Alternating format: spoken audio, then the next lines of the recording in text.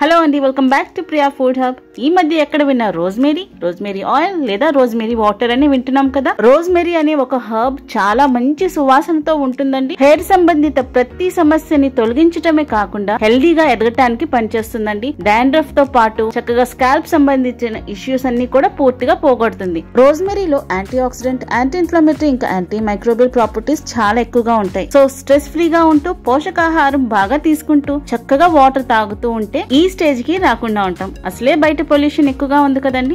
చిన్ని జాగ్రత్తలు మనం కూడా పాటించాలి. ఇప్పుడు ఒక గిన్నె తీసేసుకుంటాను. అందులో 1/2 కిలో వరకు నేను కొబ్బరి నూనె వేసుకుంటున్నానండి. మీరు ఇదే ప్లేస్ లో ఆలివ్ ఆయిల్ కూడా వేసుకోవచ్చు. 1/2 కిలో కొబ్బరి నూనెకి నేను 100 గ్రాముల వరకు రోజ్మేరీ వేసుకుంటున్నాను. ఇవి డ్రైడ్ పెటల్స్ అండి. మీకు పచ్చివి దొరికితే మాత్రం పచ్చివే యూజ్ చేసుకోండి. నాకు పచ్చివి అవైలబుల్ గా లేవు కాబట్టి నేను అమెజాన్ లో బుక్ చేసుకున్నాను డ్రైడ్ హర్బ్స్. ఇవి లో టు మీడియం ఫ్లేమ్ లోనే మనం మినిమం గా 15 to 20 మినిట్స్ అనేది బాయిల్ చేసుకోవాలి.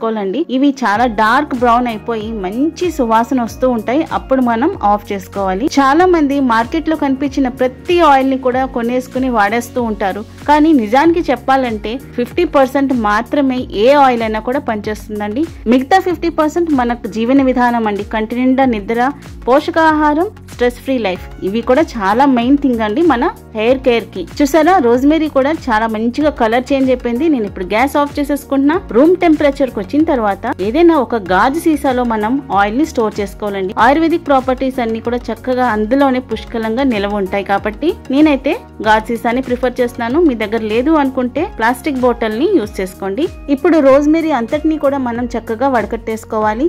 ఎప్పుడైనా ఆయిల్ రాసుకునే ముందు మాత్రం గుర్తుపెట్టుకోండి, కొంచెం గోరువెచ్చగా రాసుకుంటే మాత్రం ఆయిల్ బాగా పడుతుంది మన హెయిర్ కి. ఇంకొకటి ముఖ్యమైన విషయం ఏంటంటే, ఎప్పుడైనా ఆయిల్ రాసుకోవాలనుకుంటే మన స్కాల్ప్ అంతా కూడా చాలా నీట్ గా ఉండాలండి. మురికితో ఉన్నప్పుడు, చెమటగా ఉన్నప్పుడు ఆయిల్ రాసుకుంటే డాండ్రఫ్ వచ్చేసే ఛాన్సెస్ చాలా ఎక్కువగా ఉంటాయండి. జుట్టు ఆరోగ్యంగా పెరుగుతుంది. మనలో చాలా మంది స్కాల్ప్ కు మాత్రమే ఆయిల్ రాస్తే సరిపోతుంది, హెయిర్ కి పెద్ద అవసరం లేదు అని అనుకుంటారు. కానీ స్కాల్ప్ కి సహజంగానే ఆయిల్ అనేది బయటకు వస్తూ ఉంటుందండి. సో హెయిర్ కి మొత్తం రాయాలి. లాంగ్, ఎంత లాంగ్ ఉంటే అంత చివరి వరకు మనం ఆయిల్ రాసుకుంటే జుట్టు ఆరోగ్యంగా పెరుగుతుంది. ఈ వీడియో మీకు యూస్ఫుల్ గా అనిపిస్తే తప్పకుండా లైక్ చేసి, షేర్ చేసి నా ఛానల్ ని సబ్స్క్రైబ్ చేసుకోండి.